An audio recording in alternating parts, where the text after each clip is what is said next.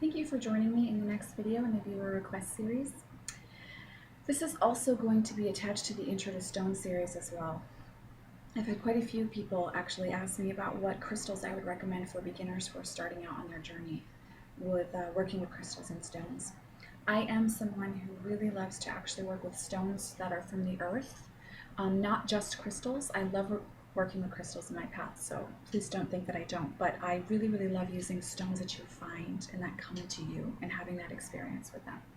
So I'm going to add that as a side point to explore working with stones as well, not just crystals for yourself, not just tumbled stones, but also stones that are actually coming to you from the earth in a slightly less processed way.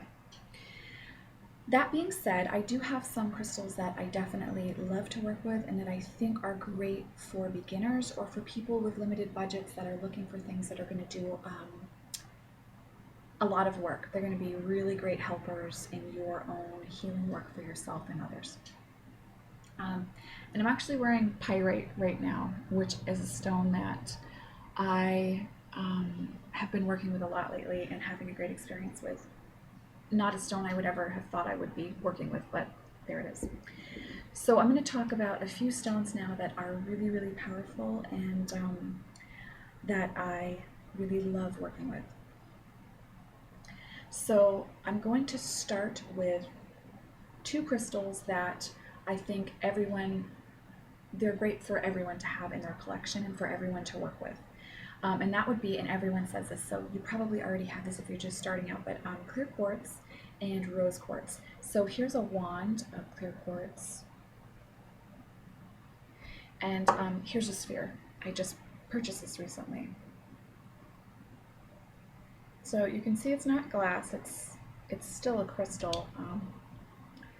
But clear quartz is really powerful for amplifying energy, raising energy, and it's a wonderful kind of catch-all crystal for, and I don't mean that in a demeaning way at all, but like if you're doing a spell and it calls for a certain stone and you don't have it, clear quartz is a wonderful, powerful crystal to use in place of that can be very effective. I primarily use this stone to amplify and raise energy. I have a piece of clear quartz that I always carry on my person when I'm doing readings or any type of psychic or healing work. And it's a very powerful small piece of stone that really raises my vibration and the vibration of others around me and helps things to become very clear and intense in a positive way. So I love clear quartz for that. Rose quartz is another wonderful crystal to have.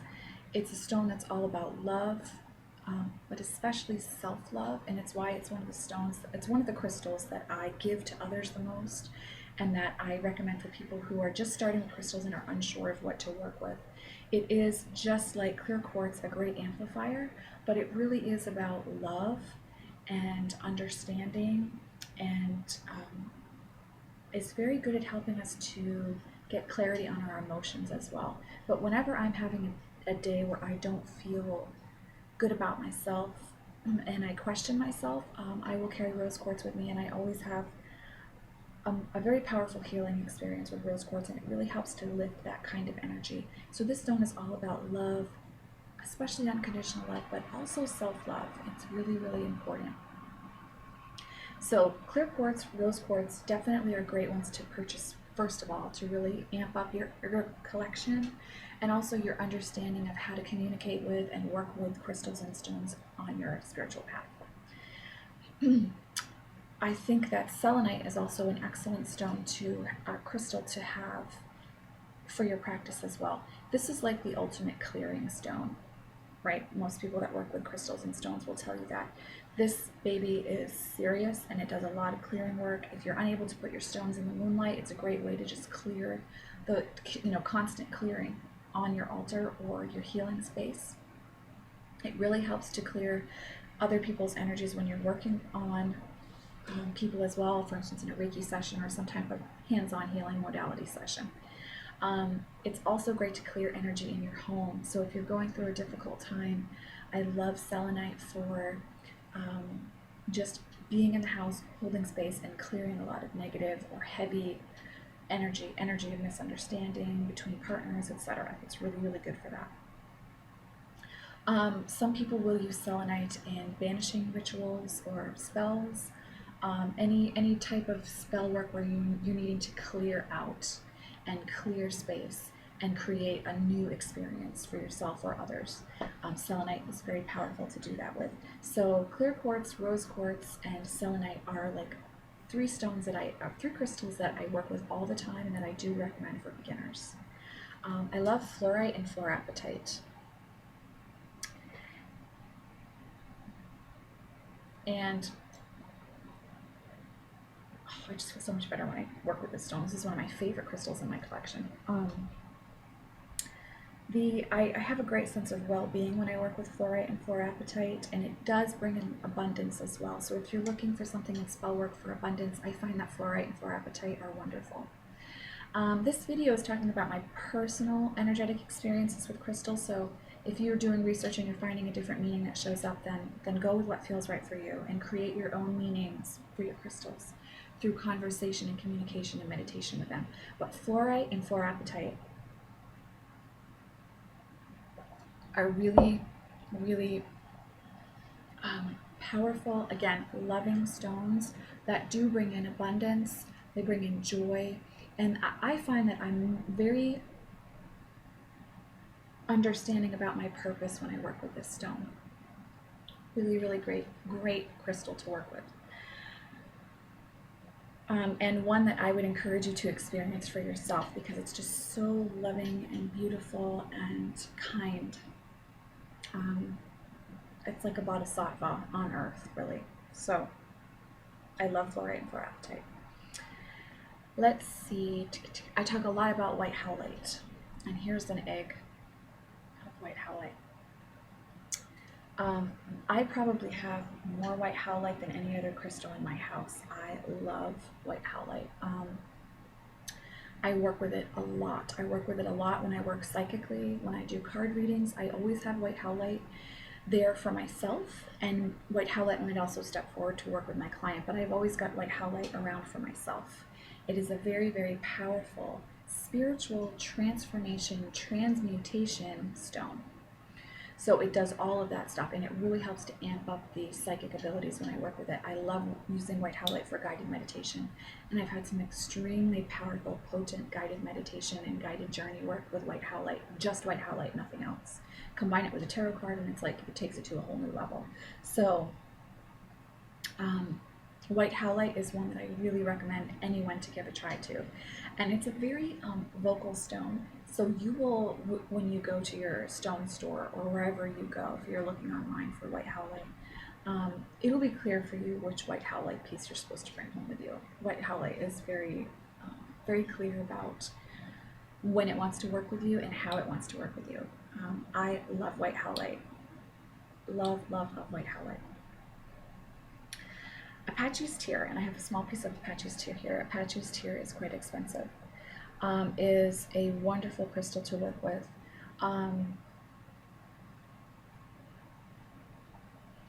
It's very grounding and similar to selenite in the fact that it clears a lot of energy, but it's actually, I find most of all, a very protective stone. It's a stone of protection, and it loves to work with decks that I use a lot for shadow work, or decks that some people would consider darker themed decks.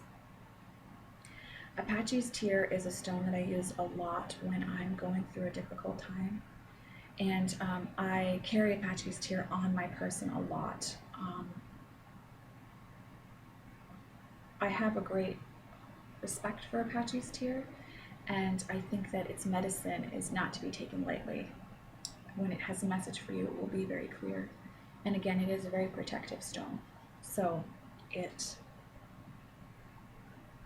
helps to set clear boundaries with other people and with other energies too, if you work with energies as a healer. Apache's tear is a really, really powerful crystal to work with, and one that I would recommend that you have in your collection, especially if you're just starting out. These are good stones to have good stones and crystals to have experiences with. Let's see. Brecciated jasper or red jasper. This is a stone that I work with a lot. I talk about it a lot. I give away a lot of red jasper.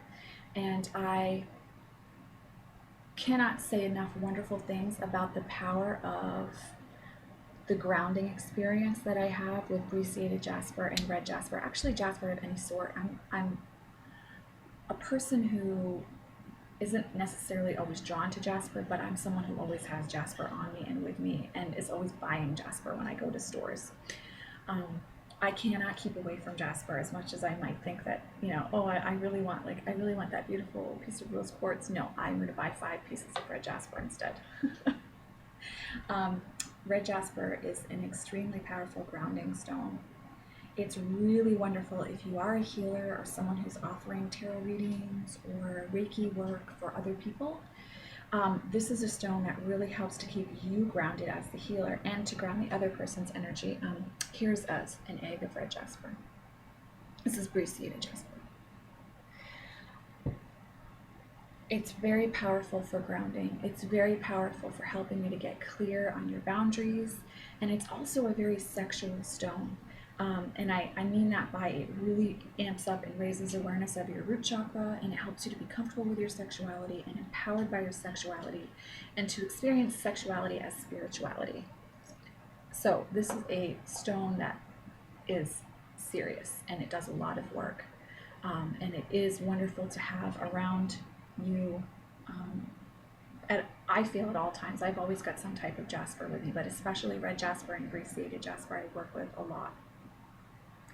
It's one of those stones that, like white howlite, like you've got to be with it and you've got to have your own experiences with it to understand what I'm talking about. Just trust me.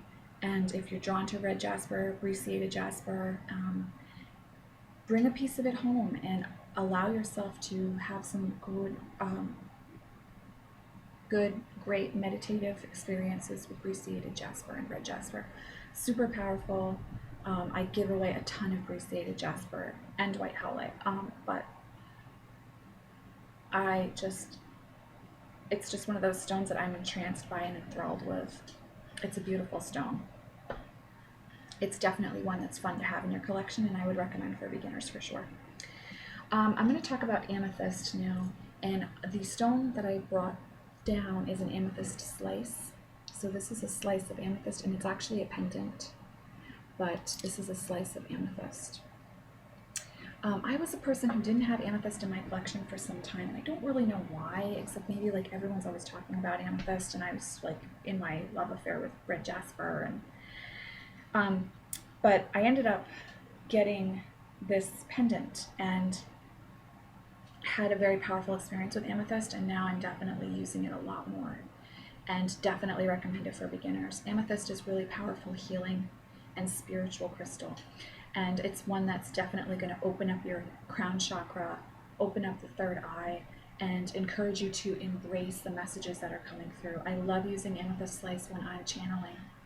It's really powerful for that. It's a lot of fun for that experience, and it just helps you to realize that you're an energetic being, and helps you to be very expansive with your energy and your aura, and very aware of the interchange and interplay of energy that's constantly going on around us that we sometimes shut our eyes to because it's uncomfortable for us to experience. Amethyst helps to encourage and make that a comfortable experience. So amethyst is a beautiful stone and one that I would definitely recommend for beginners. Okay, unakite, and here's a heart-shaped piece of unakite. Unakite is a stone that I love to use for communication, and first of all, it's gorgeous. It's green, it's got greens and pinks and oranges in it. It's just a beautiful stone.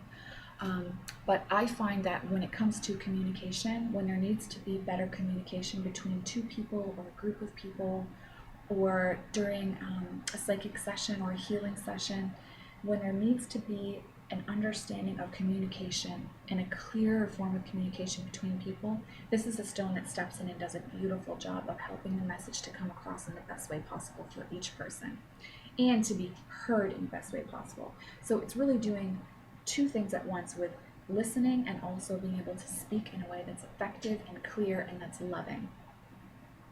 It's, again, a very loving stone, and it is empowering in the sense that it helps you to understand your worth and how to share your true feelings, your thoughts and beliefs with others in a way that's powerful, loving but powerful. So Unakite is one that I would definitely recommend for someone who's just starting working with crystals and stones. And I have a heart because this is a piece that I carry around with me, but I love big chunks of Unakite. I find them to be really powerful and fun to work with, and I love to have Unakite with me when I'm doing an in-person tarot reading. If you don't see it out on the altar, it's somewhere else in the space doing its job very well. The last crystal or stone that I want to talk about, and I don't have a piece of it down here with me, so I will attach a picture of the sodalite that I do have with me. It's going to be sodalite.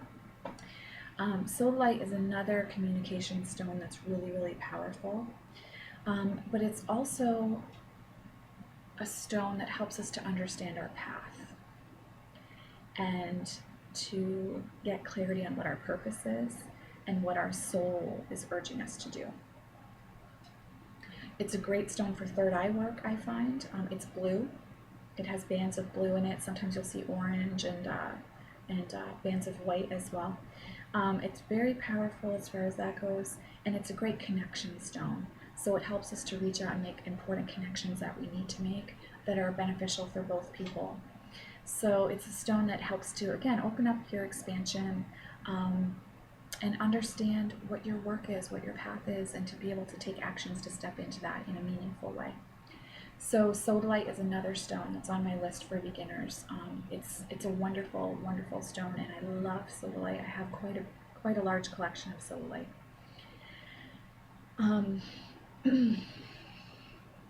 I would say the four must-haves for me in this collection that I'm sharing with you of beginner stones would be clear quartz, rose quartz, white howlite, and Apache's tear. I think that's a great start. But all of these stones are wonderful for the beginner or the seasoned collector, and I would really encourage you not to just collect these stones, but to actually work with each piece and to have a relationship with each piece, and to have your own meanings associated with each of them. There are group collective meanings for certain types of stones, but each stone has its own individual meaning and its own purpose in coming into your life. Don't take the power of crystals and stones lightly. Honor them and respect them, and you will have a meaningful relationship with them. So I hope that those of you who are starting out with crystals find this video to be helpful. Thank you for requesting this video, for those of you who sent me messages about it, and I look forward to seeing you in the next video. Have a great day.